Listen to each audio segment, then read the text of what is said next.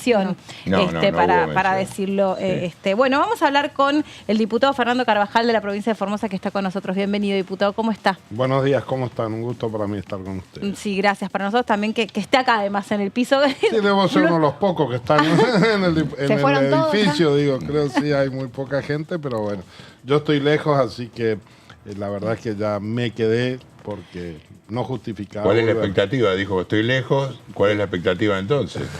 No, digo, estoy lejos geográficamente para volver porque ayer estuvimos muchos, pero hoy ya no.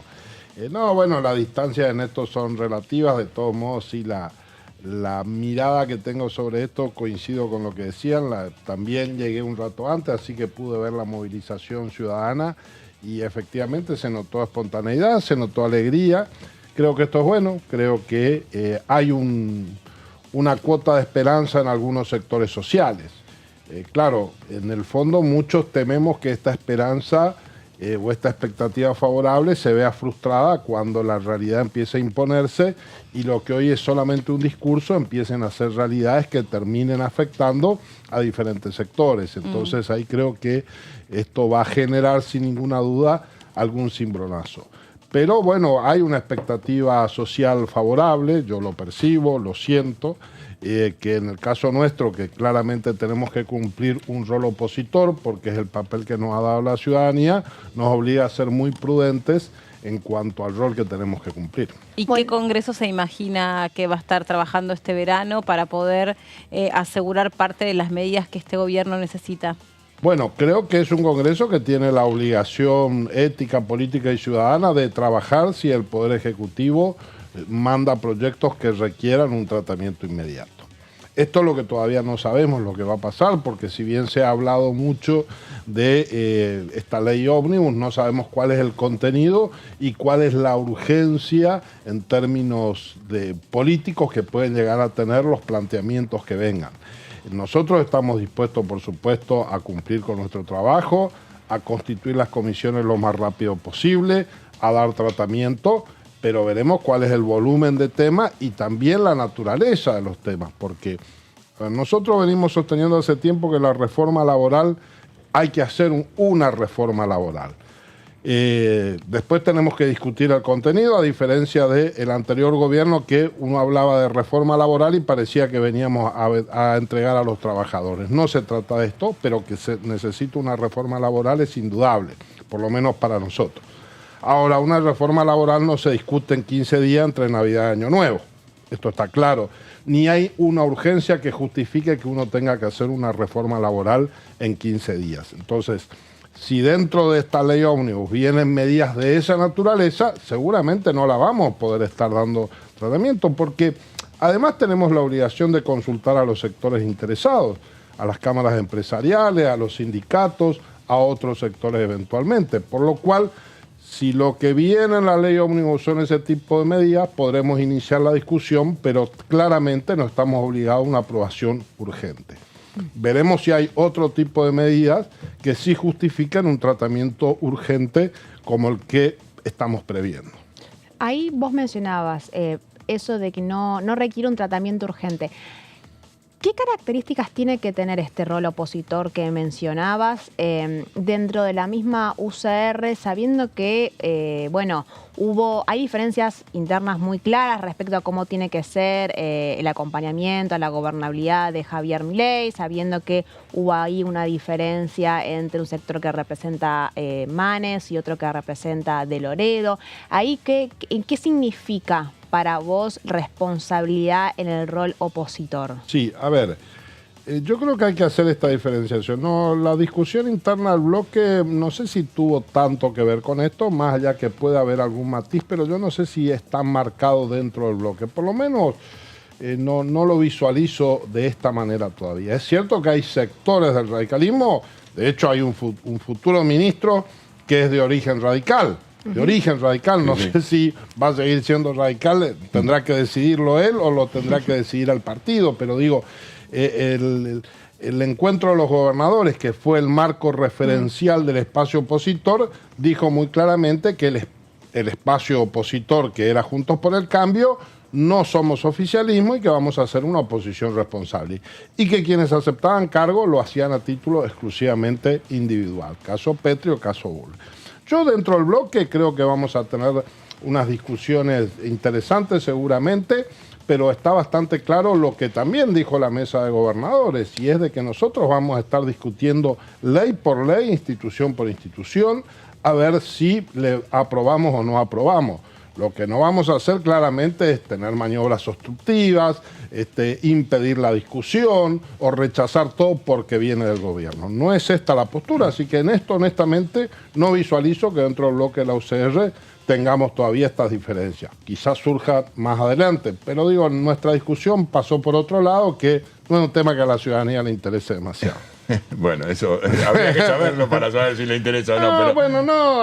Hay un poco de la cuestión del perfil, pero después la verdad es que veníamos trabajando en pos de la unidad.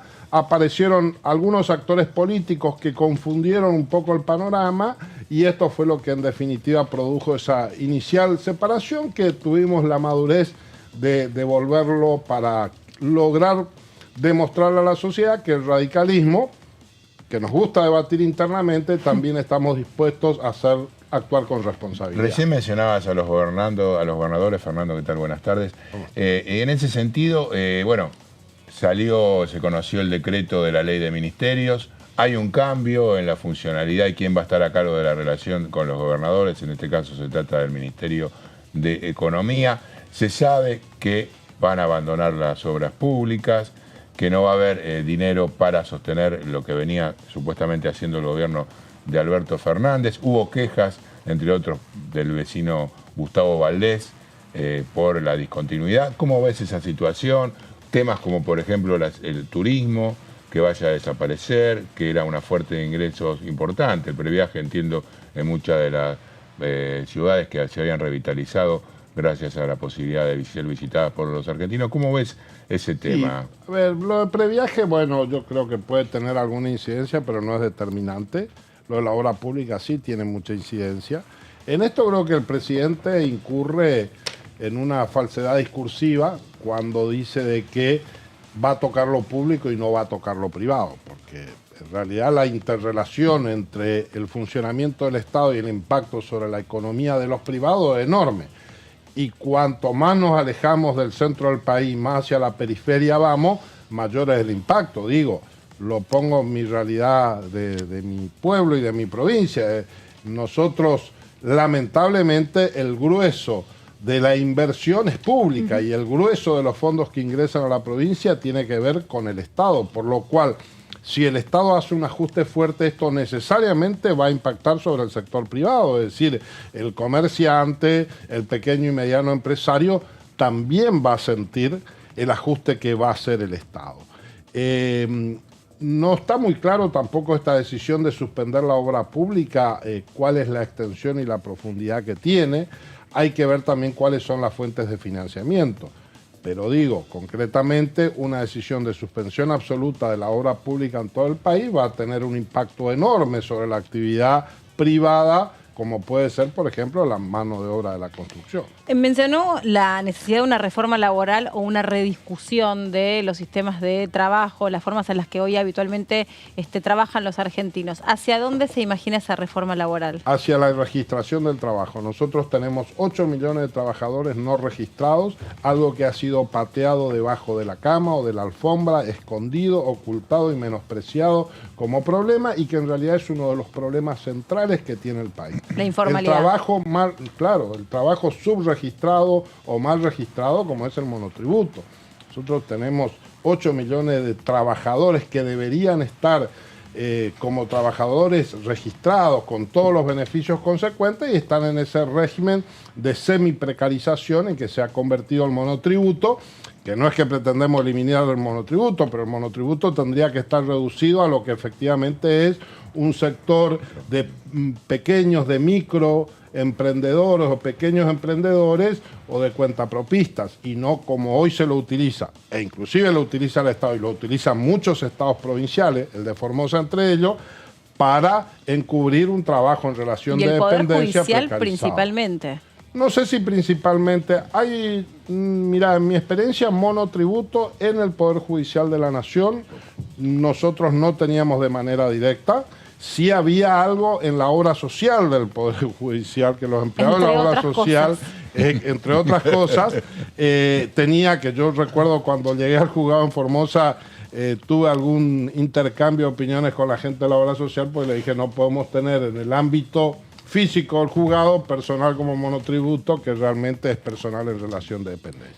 Pero bueno, en el alta complejidad, que es el hospital modelo de Formosa, había cientos de empleados monotributistas con muchos años de antigüedad. Esto es una realidad que se repite, y ni hablar, digo, de el pequeño empresario, el plomero que es monotributista y que en realidad lo que hace es subfacturar porque tiene 2 o 3 personas con las cuales trabaja que son todos monotributistas y a los cuales les cercenamos la posibilidad de constituir una microempresa que empiece a tener un crecimiento. Entonces se termina convirtiendo el monotributo en un techo que impide también el crecimiento. Ahí el proyecto no servía o no sirve, el proyecto que había sacado en sus últimos días Sergio Massa para la pequeña y mediana empresa. Sí, bueno, el problema no se llegó a implementar nada, digamos, porque las medidas... Claro, está claro, pero está sancionada.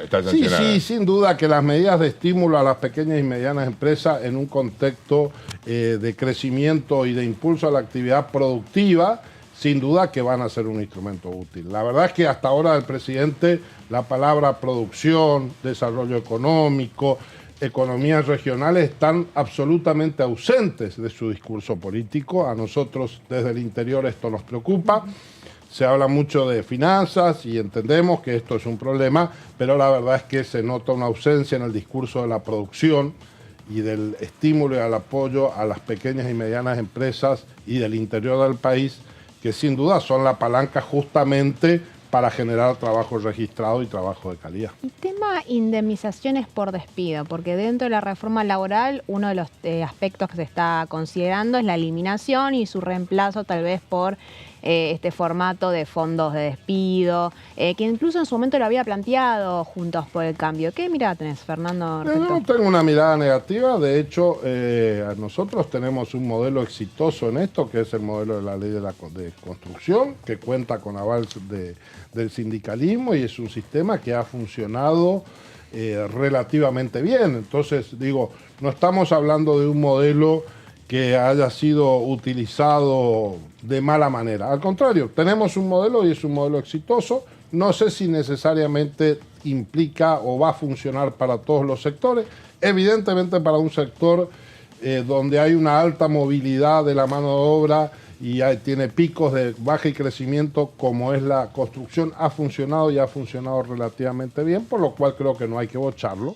Lo que sí no implica necesariamente esto una eliminación total y absoluta y que se termine eliminando. Me parece que es un tema que hay que estudiarlo. Sí, claramente, lo que sí digo, hay que pensar muy seriamente en la eliminación, en la cuestión de las multas por el trabajo no registrado, que se ha mostrado absolutamente ineficaz para lograr el objetivo que tenían. Recordemos que esas normas vienen de la época de la década del 90 y no han servido para... Digo, es un sistema penal, un sistema de castigo que pretende evitar el trabajo en negro. Bien, ha fracasado, entonces pensemos otra cosa. ¿Y por dónde podría ir? Eso no está funcionando. ¿Y por dónde podría ir, digamos? Porque está claro que ahí también tenés otra combinación que tiene que ver con algo que vos conocés bien, que es la justicia. Que muchas veces la justicia laboral no actúa en tiempo y forma, se ralentiza, tardan años, por ejemplo, en pagar juicios. Es otro tema. Sin duda que la necesidad de una justicia más eficiente y más rápida es necesaria.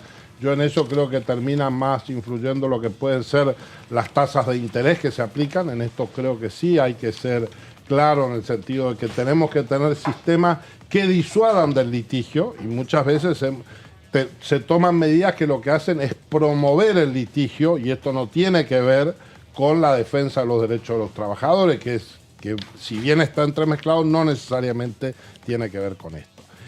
Yo digo, las multas estas no han servido para la finalidad que tenían, que era evitar el trabajo en negro. Es una fuente de litigiosidad y me parece que hay que pensar otros caminos.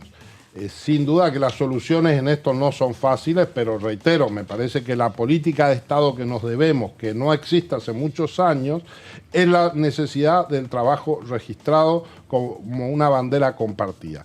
Y lamentablemente el habernos negado a discutir cualquier tipo de reforma laboral ha impedido que discutamos seriamente esta cuestión. Si esto no quiere decir, a ver, yo he sido abogado de sindicalista, he sido abogado de sindicato, he sido abogado laboralista de trabajadores, por lo cual mi posición es de que hay que defender los derechos laborales.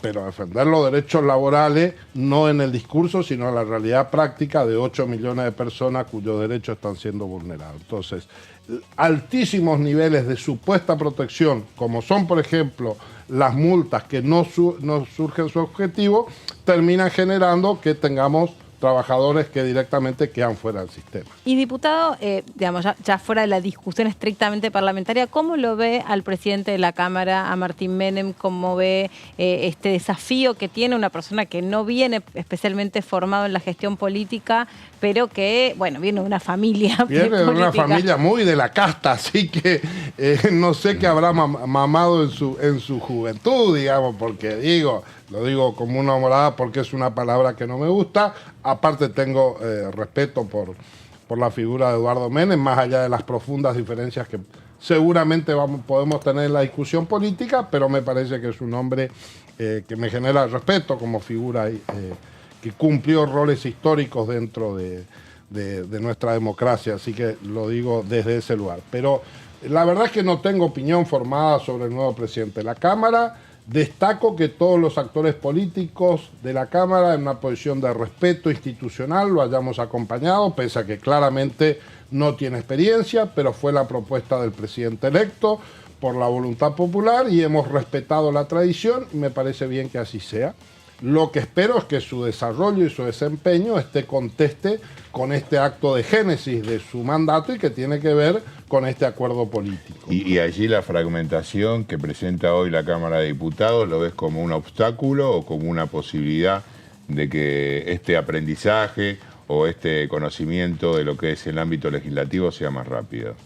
Yo creo que tenemos que empezar a sacarnos esta convicción que el peronismo, permítame decirlo así, el peronismo, digo, como modelo cultural y político, no ha impuesto de que solo se puede gobernar bien si se tienen mayorías. Yo creo que es cierto que los intentos de gobiernos de coalición han sido dificultosos, pero lo cierto es que tenemos que aprender a 40 años de la democracia a discutir y a buscar los consensos entre los que pensamos diferentes. Creo que este es el desafío que tenemos por delante. Ahora, esto requiere opositores, como vamos a hacer nosotros, que estén dispuestos a acompañar lo que hay que acompañar, pero también requiere gobiernos que estén dispuestos a aceptar de que las cosas no van a salir exactamente como ellos quieren, sino como surja el consenso de las mayorías. Si logramos este punto de encuentro, vamos a darle al presidente de la Cámara, Menem, el plus para que así sea. Va a tener que él construir la confianza de que podemos construir acuerdos y que esos acuerdos parlamentarios se respetan para que podamos ir avanzando. Para darle al gobierno aquellos instrumentos que le permitan gobernar, pero sin que esto implique que el gobierno pueda imponer lo que quiera en la agenda, como lamentablemente nos ha pasado en estos últimos años. Y Fernando, ¿cómo vienen las conversaciones sobre la conformación de un interbloque junto a la coalición cívica y Cambia Federal? ¿Se va a avanzar en ese sentido? Creo que quedó bastante claro el otro día de que hay acuerdos que se materializaron de hecho en las designaciones de las cámaras. A ver, yo en lo personal, mi opinión personal es que Juntos por el Cambio como espacio desapareció de hecho, ¿sí? Lo cual no quiere decir de que no haya conversaciones y estemos en medio de un proceso político de recomposición de ese espacio. La mesa de los gobernadores fue un ejemplo muy claro de esto, ¿sí? Digo, lo que era la mesa de Juntos por el Cambio no se reúne desde antes de las PASO, entonces seguir afirmando que eso es una entidad política existente a mí me parece un acto de fantasía política. Ahora, no menos cierto es que los 10 gobernadores electos por el espacio opositor tuvieron la capacidad de juntarse, de generar un espacio de encuentro, de unificar una postura política y de convocarnos a la totalidad de los legisladores nacionales de todo ese espacio a un espacio común y fijar una postura, en la cual tuvimos una coincidencia muy mayoritaria, salvo un pequeño grupo que dijo nosotros estamos con Milei. Bueno, los que están con Milei están con Milei. Está muy claro que somos una gran mayoría, lo que no estamos no pretendemos ser oficialistas, no somos oficialistas y vamos a ser opositores responsables. Nosotros estamos articulando claramente. La presencia de Julio Cobos como vicepresidente de la Cámara respondió a un acuerdo legislativo. El PRO está con algunas dificultades internas, pero la verdad es que no me corresponde a mí hablar de sus peleas internas. Tendrán ellos que resolverla y después verán cómo se insertan en el espacio opositor que se está reconstruyendo. Le queremos agradecer especialmente que haya venido aquí al estudio de DTV. Para nosotros es un placer enorme porque creemos también que somos parte de esa gobernabilidad y la transparencia que supone la responsabilidad de ser un trabajador del Congreso de la Nación. Nosotros le damos, y con mucho gusto, el mismo espacio a todos los colores políticos, así que le agradecemos porque usted siempre estuvo muy predispuesto en hablar con nosotros y bueno, aquí vamos a estar para seguir para mí es contando un gusto también todo. Y siempre es más lindo venir al piso que hablar por Zoom, digamos. Sí, eso es verdad. En la medida en que se puede, mejor venir. Sí, muchas gracias, diputado. Gracias. Mucha suerte para este tiempo que empieza hoy, en definitiva. Muchas gracias, muy amable. Y hablando de este tiempo que empieza hoy, nosotros ayer hicimos una transmisión especial, vivimos la previa desde un lugar, como les decía,